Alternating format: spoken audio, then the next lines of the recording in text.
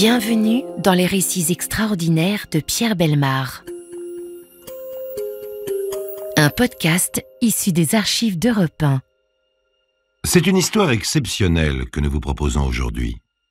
Une histoire exceptionnelle parce qu'elle aurait pu être un merveilleux roman, un rêve, une histoire, comme les journalistes spécialisés dans les faits divers princiers à l'eau de rose n'en trouvent qu'une fois dans leur carrière. Une histoire exceptionnelle aussi par le ratage monumental qu'elle représente et la banalité, la pauvreté, je dirais même le côté sordide des sentiments qui ont gouverné les personnages et notamment l'héroïne. De plus, cette histoire n'est pas très ancienne. Elle se déroule dans des lieux, dans des quartiers, dans des villes que nous connaissons bien, et c'est aussi ce côté proche, quotidien, qui saisit un peu.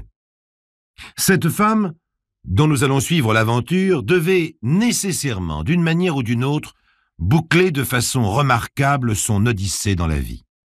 Or, quoi qu'elle fît, toutes ses tentatives pour sortir d'une profonde médiocrité, tous ses efforts pour arriver à vivre enfin le destin que la fortune semblait lui apporter, tout ce qu'elle put faire pour essayer de vivre comme les gens du grand monde qu'elle côtoyait presque indûment, tout cela échouait, lamentablement. Alors il fallait un jour un geste exceptionnel, un geste qui marque. Ce geste chez les faibles et désespérés, c'est souvent le crime, l'attentat à la vie, la suppression d'une existence. La sienne, ou celle d'un autre. Et ce geste, qui a fait les grands drames, les grandes tragédies, ce geste, cette femme l'a accompli. Or, vous allez voir que même là, c'est encore un échec.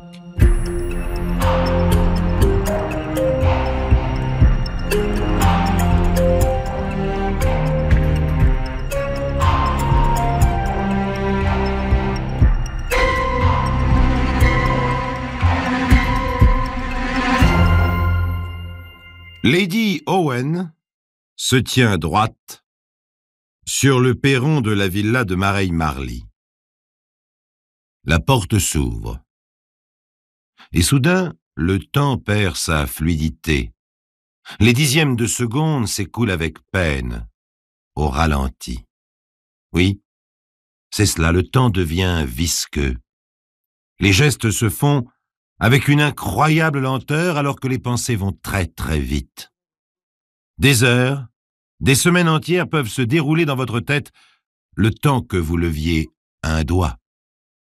La porte de la villa de Mareil Marly s'ouvre et Lady Owen voit le battant qui démasque une petite femme souffreteuse et sans grâce, avec des mains et des joues presque transparents.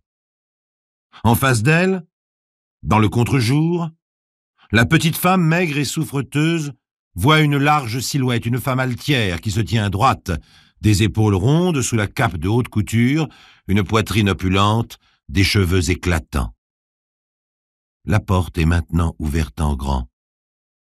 Les deux femmes sont face à face, si près qu'elles sentent leur respiration. Lady Owen respire une bouffée médicamenteuse. Aux narines de la petite femme parvient un mélange de parfums coûteux et une haleine empestée par l'absinthe.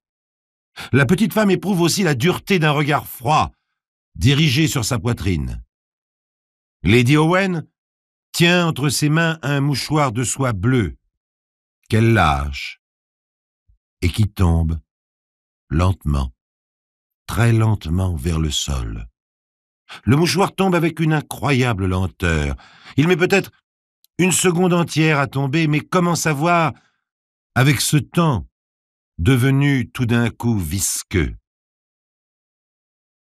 Le mouchoir a démasqué le méchant museau d'un Browning, un pistolet automatique. Dans le dixième de seconde qui suit, les muscles de la main de Lady Owen se contractent. L'index se courbe un peu plus, la détente s'enfonce. Le chien de l'arme parcourt les 4 millimètres qui le séparent du percuteur. La petite pointe d'acier s'enfonce et frappe le cuivre de la douille. La balle part en tournoyant dans le canon rayé, sort de l'arme, suivie par la courte flamme des gaz.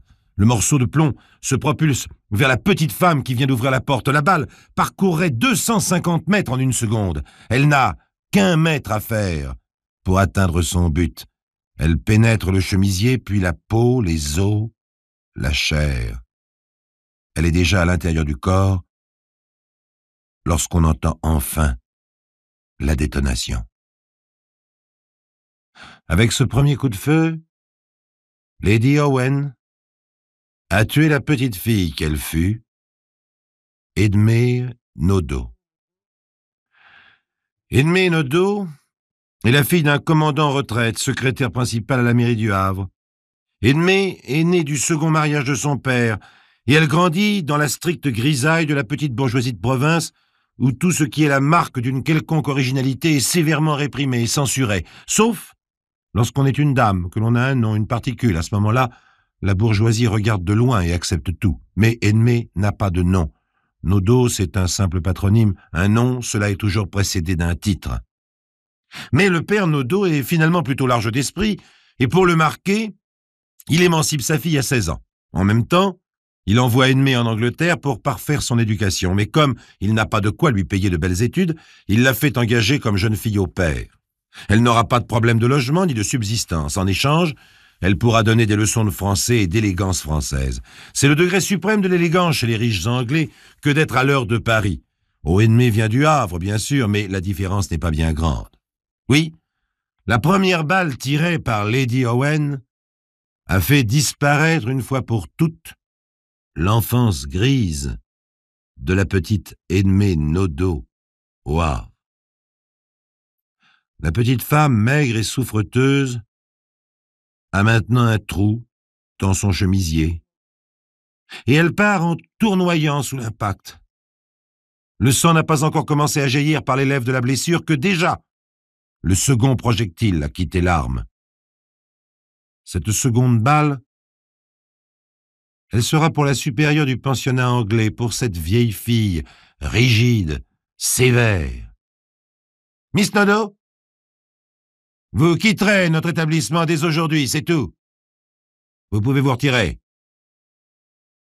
Voici Edmé seule et pleurant de rage, tandis qu'elle marche dans le couloir aux boiseries glacées du pensionnat. La voici sans travail, livrée à elle-même, en Angleterre. Naturellement, la vieille a choisi la solution la plus expéditive pour éviter à son institution le moindre risque de scandale. Mais pourquoi le scandale? Qui a dénoncé Edmé? Elle ne faisait pas de mal pourtant, et cette affection qu'elle attachait à la jeune surveillante du dortoir était toute de pureté et d'amitié, enfin, presque. Mais elle avait de si beaux cheveux roux et une peau tellement laiteuse. Voici donc Edmé livrée à elle-même, sans travail, en Angleterre. Elle sera institutrice, ici et là, Liverpool, Manchester et puis Londres. Londres? Voici Mr. Owen. Mr. Owen, sexagénaire, directeur de la firme Offit & Company, export-import pour l'Inde occidentale. Mr. Owen, veuf, père de 2 enfants. Il a 36 ans de plus qu'Edmé, mais il est si gentil et surtout si terriblement riche. Edmé devient Mrs. Owen en 1915. C'est la guerre, oui, la guerre et le désordre dans les têtes et dans les familles. C'est la guerre qui préoccupe la haute bourgeoisie fortunée de Grande-Bretagne. Qui est Edmé Nodo? D'où vient la nouvelle Madame Owen, la femme du riche négociant? Personne ne se pose la question, et à la fin du conflit mondial, les gros messieurs à cigares et les sèches dames emperlées auront un moment la tentation de se frotter les yeux en se demandant si ce qu'ils voient est vrai. Une petite Française, sortie de nulle part, une petite Française avec des joues rouges de Normande, qui est assise là, sans façon, sur les canapés victoriens et qui discute d'égal à égal en laissant refroidir sa tasse de thé. Une petite Française qu'il va même bientôt falloir appeler « My Lady ». Oui, « My Lady ». Lady Owen. Car le richissime Monsieur Owen a été fait chevalier par le roi pour service rendu au pays à titre civil. Un peu plus sèche, semble-t-il, que les 2 précédentes, la 3e détonation a retenti sur le seuil de la villa de Mareil Marly. La culasse impeccablement graissée du Broadwing tout neuf a reculé prestement, éjectant la douille et amenant le projectile suivant dans la chambre, à l'entrée du canon. Déjà, la 3e balle de plomb s'enfonce dans la poitrine de la petite femme malingre qui n'en finit pas de tourner sur elle-même sous la force des impacts, dans une valse ridicule et tragique. Avec cette troisième balle, Lady Owen, vous venez de tuer d'un coup toute cette ennuyeuse bourgeoisie anglaise. Vous venez d'envoyer dans l'au-delà de votre oubli tous ces commerçants enrichis qui tremblaient de jalousie devant votre noblesse toute neuve, Lady Owen.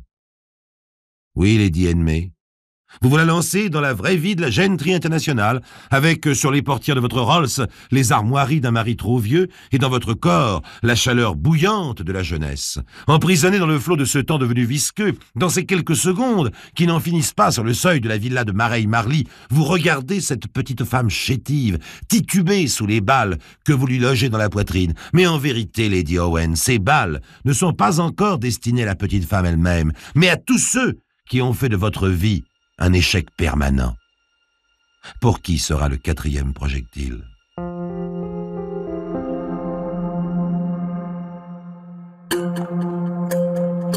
Les récits extraordinaires de Pierre Bellemare, un podcast Europe 1. Lady Owen a des amants, Lady Owen a des manteaux, Lady Owen a des autos, Lady Owen a des châteaux. On dirait une chanson populaire, mais Lady Owen s'ennuie, alors Lady Owen a des amants. Le premier est un coroner, un fonctionnaire de la justice britannique. Cachez-vous, Lady Owen, ou votre mari va le savoir. Son mari le sait. Mais il sait aussi qu'il a 36 ans de plus que son épouse. Et c'est un gentleman. Ma chère amie, je ne saurais trop vous conseiller de vous méfier des méchantes langues. Nous fréquentons des gens qui n'ont rien d'autre à faire que de dire tout le mal qu'ils peuvent sur leurs amis. Oui, Sir Owen est un homme pacifique, désabusé. Mais peut-être sa jeune femme a-t-elle besoin de distraction. C'est que nous sommes en 1922, dans un monde encore avide de plaisir, après les années sombres de la guerre. Et puis une jeune femme qui fait gentiment scandale, ce n'est pas mal porté dans la haute société. D'ailleurs, regardez, cette année, ce sont les rameurs de Cambridge qui ont gagné contre Oxford, devant le prince de Galles, grand amateur de ces manifestations. Enmay aussi est enthousiaste devant cette équipe de beaux hommes harmonieusement musclés par le sport, si enthousiaste qu'elle monte sur une table pour les acclamer. Et qui va donner le signal des rires et des applaudissements, de cette acclamation qui ne va pas aux sportifs, mais à la jeune lady excentrique? C'est le prince de Galles lui-même. Et quand le prince de Galles applaudit, on aurait mauvaise grâce à se choquer. Lord Owen eut la présence d'esprit de mourir comme il avait vécu, en gentleman. Il quitta la scène juste au bon moment pour étouffer le scandale, et il laissa une veuve, jeune, libre et riche. Et maintenant, c'est Paris, c'est Deauville, c'est Cannes, Monte-Carlo. Elle laisse son hôtel de Londres pour ses 2 ou 3 garçonnières parisiennes, sa suite en permanence retenue au Plaza Athénée, avenue Montaigne. Quand elle rentre vers 7 heures du matin en emmenant dans sa Rolls un danseur mondain, un boxeur en rupture de contrat ou une entraîneuse de luxe, elle repose sa tête fatiguée sur les coussins de cuir anglais et elle passe machinalement sa main dans la toison de ses 2 caniches qu'elle a fait teindre en bleu ciel, ou dans celle plus drue, sur la tête de son petit Grégorini, son Argentin qui est là, toujours là, souriant et tendre. Est-elle pervertie, Lady Owen? Est-elle dévoyée? Même pas. Elle vit. Elle tente de continuer à exister dans ce monde où rien ne signifie plus rien, où tout est trop facile, et finit par ne plus exister à force de vous fuir entre les doigts. Et voici la 4e balle, surgit du petit Brownwing tout neuf. Par terre, dans le hall de la villa de Mareil Marly, il y a le mouchoir de soie bleue qui finit de tomber, et il y a aussi la petite femme maigre qui a touché le sol durement. La 4e balle tirée par Lady Owen secoue ce corps déjà allongé. La 4e balle tirée par Lady Owen vient d'effacer toute cette période de vie dissolue, de vie sans aucun sens. D'un coup, avec cette 4e balle, disparaissent les nuits folles et vides, les garçonnières, les voyous et le champagne. Lady Owen est maintenant sur la table de massage rue de Miromesnil à Paris, dans la clinique physiothérapique du docteur Gastaut, un endroit tranquille où Lady Owen vient essayer de rattraper sa jeunesse qui s'enfuit, car Lady Owen a grossi. La peau fraîche de la petite institutrice normande, les muscles durs et longs de la lady sportive, tout cela a disparu dans les excès de vie déréglée, tout cela s'est perdu au milieu des langoustes en sauce, des cigarettes russes et du champagne 1911. Lady Owen n'est plus qu'une femme un peu grosse, que menace une quarantaine mal préparée.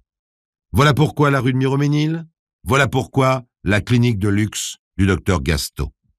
Oh, il n'a rien d'un Don Juan, rien d'un séducteur, ce petit homme de 47 ans, dont les cheveux grisonnants sont partagés par une raie au milieu. Mais déjà, Lady Owen ne peut plus se passer de lui, et cette fois, elle aime. Pour de bon. Le docteur Gasto est marié, bien sûr, mais au bout de 2 semaines, il lui parle déjà de divorce. Au bout de 3 semaines, il parle de radio, de TSF. Il est mélomane, le docteur Gasto, et il se tient au courant de l'actualité. Le valet de Lady Owen livre chez lui un poste récepteur, un meuble magnifique, 14 000 francs. Il est élégant, le docteur Gasto, toujours tiré à 4 épingles. Justement, cette épingle de cravate qu'il avait regardée chez Cartier, cette épingle de cravate, la voilà, avec sa grosse perle. 44 000 francs. Pour son bureau, cette garniture, 15 000 francs, et aussi cette jolie pendule. Nous sommes en 1929, cela fait beaucoup d'argent. Mais qu'est-ce que l'argent pour Lady Owen? Qu'est-ce que l'argent en comparaison de ce qu'elle a noté dans son carnet à la date du 22 juillet? C'est un gros carnet, un carnet très épais que Lady Owen avait acheté pour y noter ses bonnes fortunes. Mais ce carnet est presque vide depuis le 22 juillet 1929. Ce jour-là, avec le docteur Gasto, ce fut la première fois. Et depuis, Lady Owen ne vit plus que pour lui. Il a besoin de 100 000 francs pour agrandir sa clinique et aussi pour sa comptabilité personnelle. Voilà les 100 000 francs. Il aime les voyages? On voyage pour un week-end, pour une semaine. Et à chaque fois, il n'oublie pas de rapporter un joli cadeau. Pour sa femme. Lady Owen paie, comme elle continue de payer les factures que lui envoie la clinique pour sa cure d'amaigrissement. 1 an. Cela dure 1 an. Et brusquement, le docteur se lasse. C'est juillet 1930. Je n'en veux plus, dit-il. Non, il ne veut plus de Lady Owen.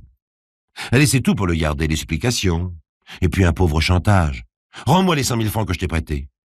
Le docteur fait un chèque de 20 000 francs. Il y a un début à tout, même si le chèque est un peu post-daté. Il lui envoie un ami, le docteur Bernard, pour lui signifier la rupture définitive. Alors pendant 2 heures, Lady Owen hurle de désespoir, elle déchire ses draps, puis elle prend le téléphone. « Je te tuerai. Je tuerai ta femme. Je me tuerai. » Nous sommes le 23 juillet 1930. 11 heures du matin. Lady Owen se calme. Elle va chez son armurier au rond-point des Champs-Élysées. Sur le comptoir, on dispose devant elle plusieurs armes, certaines à barillet, d'autres automatiques. Voici le petit Browning avec son méchant museau au reflet bleu corbeau. Elle le tient en main. C'est une arme plaisante. Lady Owen se lève, passe devant les vitrines, prend le petit escalier au fond à droite, celui qui mène au stand de tir en sous-sol. On lui remplit le chargeur, et elle place sans hésiter toutes les balles dans la cible, à la place du cœur, sur la silhouette de tôle dressée au bout du stand. La voilà maintenant avec le Browning dans son sac, sur le trottoir de l'avenue Franklin Roosevelt. Elle entre quelque part, téléphone au docteur Bernard, l'ami du docteur Gasto. Elle lui dit « Je suis décidée. Je vais me tuer aux pieds de Madame Gasto. » Puis elle va déjeuner, après quoi elle avale 2 absinthes, et la voilà partie dans sa voiture avec sa femme de chambre Alice, sa meilleure amie, une brunette, qui la tutoie et l'appelle « ma chère petite lady ».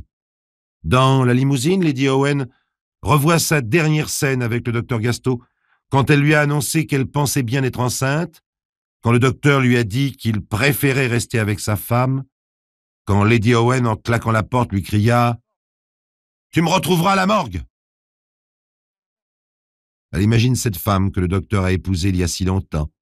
Cette femme presque toujours malade et qui ne supporte pas l'air de la capitale. Elle imagine cette femme dans sa villa de Marais Marly. Et sur ses genoux, Lady Owen tient un mouchoir de soie bleu et le Browning dans le mouchoir bleu. La voiture s'est arrêtée devant la villa. La lady en descend avec son mouchoir bleu. Voici la grille, voici le jardin, voici l'escalier et voici le perron. Et la porte qui s'ouvre, et sur le seuil, devant Lady Owen, cette petite femme pâle et maigre, cette petite femme auprès de laquelle veut retourner le docteur Gasto, le seul amour de Lady Owen. Alors Lady Owen lâche le mouchoir bleu, démasque la méchante gueule du petit Browning tout neuf. Avant que le mouchoir n'ait touché le sol, Lady Owen a déjà tiré. Aux 3 premières balles reçues dans la poitrine, la petite femme maigre a tournoyé sur elle-même. Elle est tombée à terre. La 4e balle l'a touchée alors qu'elle est allongée sur le carrelage. Avec les 4 premiers projectiles, Lady Owen a supprimé tous ceux qui ont fait de sa vie cette chose ratée. Et la 5e balle.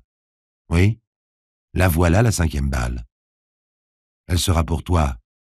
Toi, la petite femme maigre à laquelle le docteur Gasto tenait plus qu'à moi.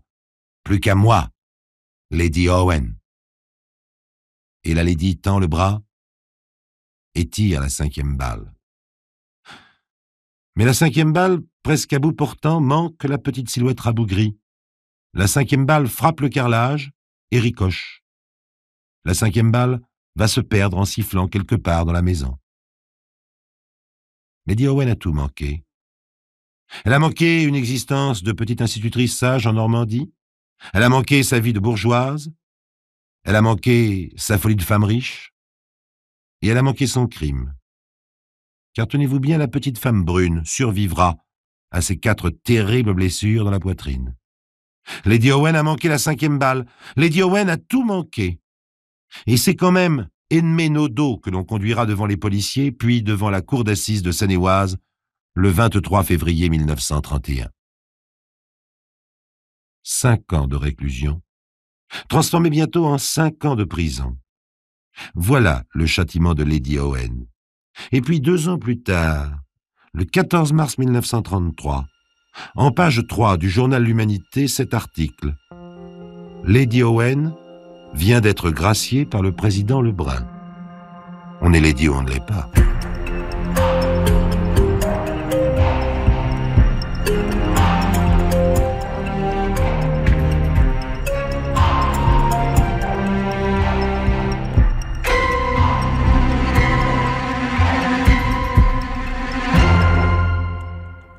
Vous venez d'écouter Les récits extraordinaires de Pierre Bellemare, un podcast issu des archives d'Europe 1.